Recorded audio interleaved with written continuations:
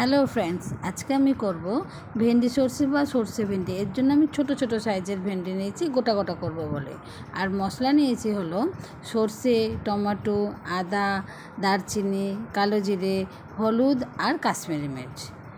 এবার আমি এক এক করে সব গ্রাইন্ডার পটের মধ্যে মশলাগুলোকে দেব। ফার্স্টেই সর্ষে, তারপর আদাকে কুচি কুচি করে রেখেছি আমি, আদা, দারচিনি, এবার টমেটো, তারপরে গ্রিন চিলি দুটো নিয়েছি, বেশি ঝাল খাবো না বলে। আপনাদের ঝাল খাওয়ার ইচ্ছা হলে আপনারা ঝাল বেশি দিতে পারেন। এবার আমি কড়াইয়ের মধ্যে তেল দিয়ে এবার ভেন্ডিগুলোকে আমি ভেজে নেব।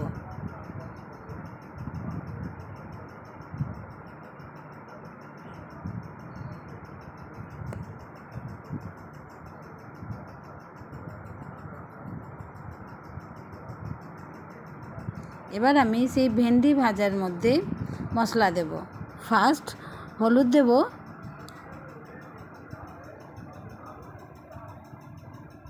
তারপর সল্ট দেব পরিমাণ মতো। এবার ভেন্ডিটাকে আমি একটু ভালো করে ভেজে নেব তেলের মধ্যে।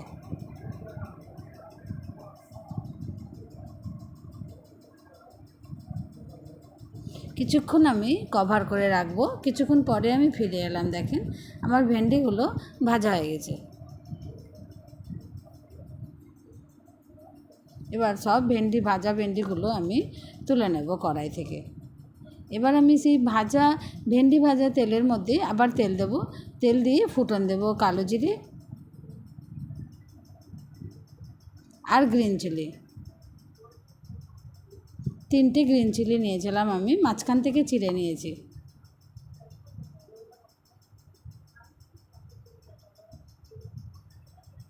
এরপর আমি সেই তেলের মধ্যে পেস্ট করে রাখা মশলাগুলো সব দিয়ে দেব।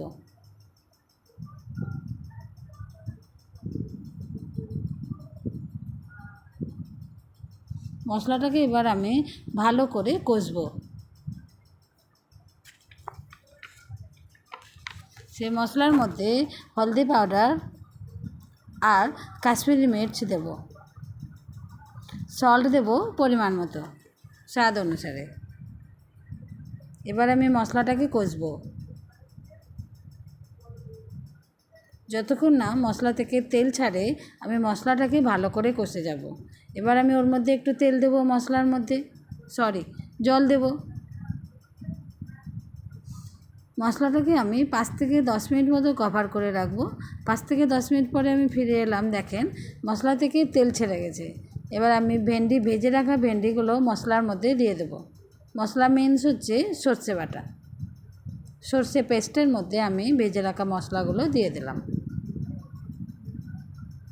দেখেন কত সুন্দর লাগছে দেখে আমার ভেন্ডি সর্ষে বা সর্ষে ভেন্ডি।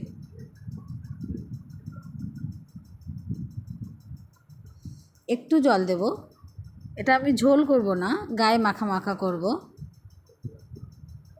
এই জন্য বেশি জল দেওয়ার দরকার নেই, একটু জল দিলেই হবে, খালি ভেন্ডিটা সিদ্ধ করার জন্য। এবার আমি 10 মিনিট কভার করে রেখে দেবো। 10 মিনিট পরে আমি ফিরে এলাম, দেখেন আমার সর্ষে ভেন্ডি বা ভেন্ডি সর্ষে রেডি। কত সুন্দর গায়ে মাখা মাখা হয়েছে। Thank you.